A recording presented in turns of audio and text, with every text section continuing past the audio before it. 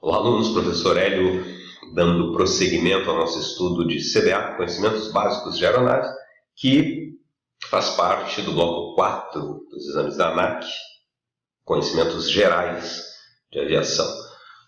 Em CBA nós estudamos a definição de aeronave, classificação em aeróstatos e aeródinos, depois as partes da aeronave, que nós vimos aí, inclusive a classificação da aeronave quanto a algumas partes dessa. Nós temos a fuselagem, a empenagem, trem de pouso, e chegou a hora de nós sabermos um pouco sobre a asa.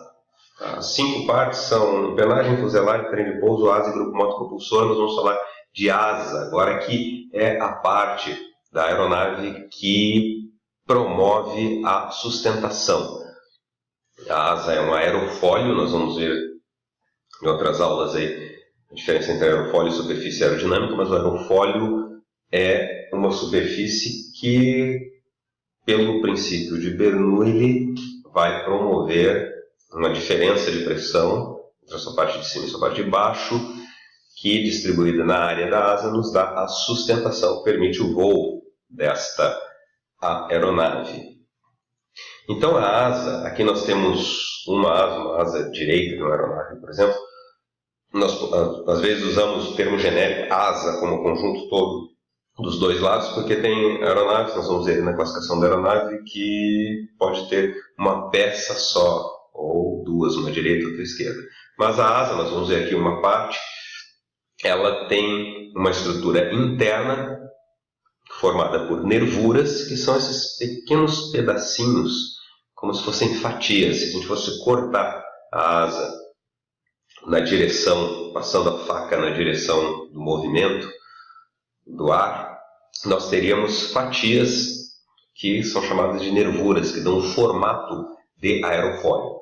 Essas nervuras são unidas por uma peça longa que vai lá da parte onde a asa é fixada na fuselagem até a sua extremidade, chamada de longarina. Então, estrutura interna da asa, nervuras e longarina.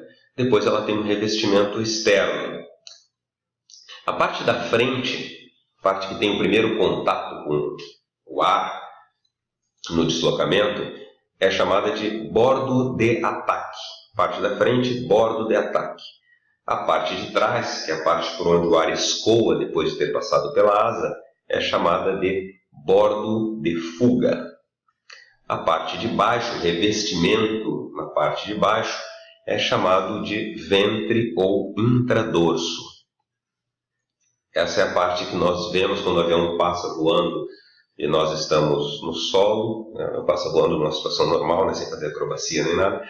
Nós vemos o intradorso. A parte de cima é chamada de extradorso, ou apenas dorso, se nós chamarmos a parte de baixo de ventre.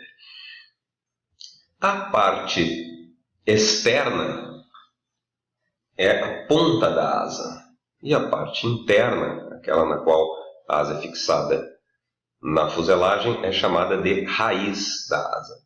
É importantíssimo que nós saibamos todos esses nomes, porque na prova da ANAC, principalmente, não tem desenho mostrando. A gente tem que conhecer os nomes porque a localização das superfícies de comando vai ser dada através desses nomes. Por exemplo, se pergunta assim, qual é a superfície de comando que se localiza no bordo de fuga próximo à ponta? Então, tem que saber onde é o bordo de fuga, onde é a ponta, para imaginar essa superfície e saber qual é. Então, essas são as partes da asa, e nós iremos classificar a nossa aeronave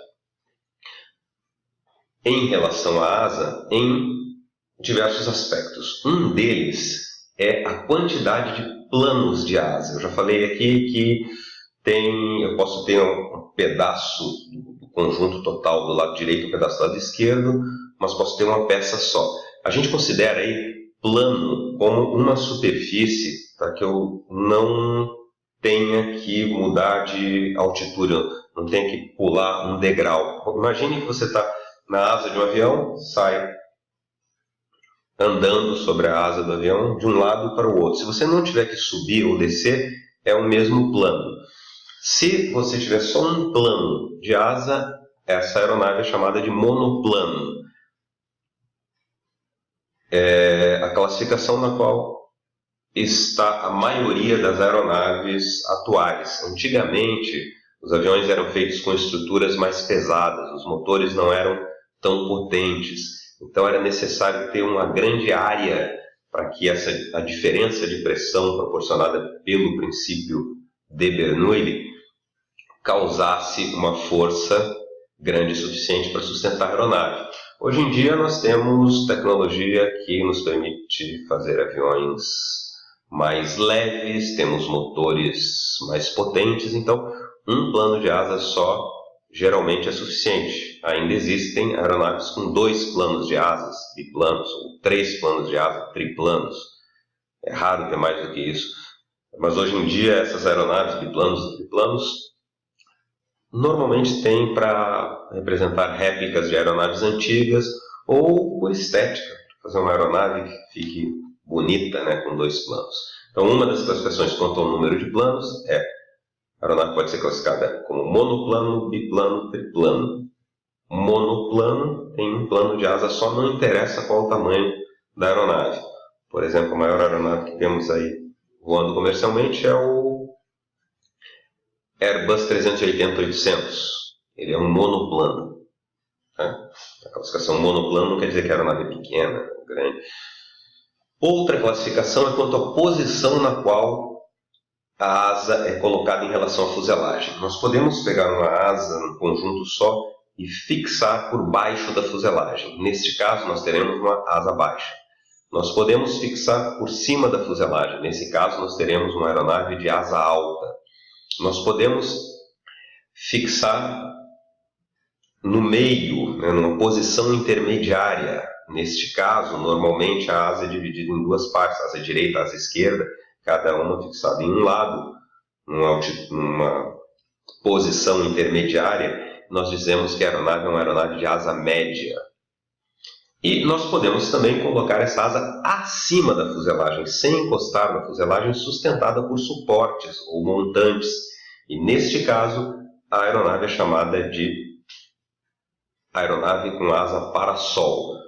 Este tipo de construção aí também era usado antigamente, né? Aeronaves que tinham essa asa acima e ficava na série do piloto ali, ó, abaixo ali, para ele poder, na parte superior da fuselagem, com a asa acima disso. Normalmente aeronaves com mais de um plano, biplanos ou triplanos é que tem essa configuração. Em uma outra classificação, nós acabamos de falar em suportes ou montantes. Se a asa precisar de suportes ou montantes para fixá-la na fuselagem, nós dizemos que é uma asa tipo semi-cantilever. Cantilever é um tipo de fixação da asa que não precisa de suportes ou montantes. Então, nós temos uma asa que é o normal, mais comum de se ter hoje em dia, e não precisa de suportes ou montantes, é uma asa tipo cantilever. Então, se for classificar uma aeronave, essa aeronave tal é uma aeronave monoplano, asa baixa cantilever, quer dizer que ela tem um plano de asa só, esse plano de asa está fixado por baixo da fuselagem, e se é cantilever não tem suportes ou montantes. A asa tipo parasol necessariamente vai ser semi-cantilever. Só para efeito de lembrar aí na prova, né, mnemônico, semi-cantilever é um nome maior, então precisa de mais coisas, né? Precisa dos suportes ou montantes. Ou semi-cantilever, imagina que aquele hífen é o suporte ou montante. Da mesma forma que nós falamos lá na fuselagem, semi-monocoque é que tem mais peças, né? Semi-monocoque tem as longarinas, né? Cavernas, revestimento e longarinas. E a monocoque, que não tem o hífen, não tem as longarinas. Tá? Só para efeito de lembrar na hora da prova esses mnemônicos aí. Então é isso, pessoal. Em relação à asa, que podemos dizer aí que é talvez todas as partes na aeronave são importantes, mas uma das partes mais importantes, né, porque ela justamente gera a sustentação, que são as tais reações aerodinâmicas necessárias para o voo, que estava lá na definição de aeronave. Então, relembrando partes da estrutura interna, nervuras longarinas, estrutura externa, revestimento, partes, bordo de fuga, bordo de ataque, intradorso, extradorso, ponta e raiz, e a classificação da aeronave quanto à asa: monoplano, biplano, triplano, asa baixa, asa média, asa alta e asa parasol, cantilever e semi-cantilever. Relembrando aqui quantas partes da asa, só para colocar aqui mais uma informação aqui importante, quanto a dimensões. Se nós traçarmos uma reta do bordo de ataque até o bordo de fuga, essa linha, essa distância, e essa linha é chamada de corda da asa. Se nós formos observar o desenho de uma asa, nós vamos ver que essa distância entre o bordo de ataque e o bordo de fuga normalmente vai diminuindo da raiz para a ponta. Não é necessário que o aluno, o candidato que vai fazer o exame da ANAC para comissário saiba isso, mas usa-se normalmente a corda média aerodinâmica, que seria a corda de uma asa retangular, que tem a corda igual ao longo de toda ela, equivalente à da asa que é afilada, né? Normalmente a asa é mais larga na parte da fixação, na raiz, e mais estreita na ponta. Então a corda teria várias cordas. Qual que a gente vai usar para as definições? A corda média aerodinâmica. Vocês, pessoal, precisam saber que essa distância se chama corda, e essa linha representativa é a corda da asa. Nós vamos usar esse termo mais à frente em aerodinâmica. E a distância entre uma ponta e a outra ponta da asa se chama envergadura da asa. É como se fosse a largura da aeronave. Envergadura da asa. Ok? Então são esses dados aí que a gente precisa saber dessa parte de asa. Com certeza vocês vão se dar muito bem na prova se souberem isso e cair alguma questão de asa. Lembro que é importante exercitar esses conhecimentos, tá? A gente vê a aula, entende, mas é importante exercitar. E lá no nosso site da Aquila, www.aquilaescola.com.br, nós temos simulados, incluindo os simulados do bloco 4, com diversas questões aí que vão se alterando cada vez que você acessa, um tempo ali de meia hora, que é o tempo previsto para a execução da prova da ANAC, tá? E com as 20 questões que normalmente tem na prova da ANAC. Bons estudos para vocês aí, estamos à inteira disposição para sanarmos dúvidas. Obrigado pela audiência, aguardo até a próxima aula. Até mais.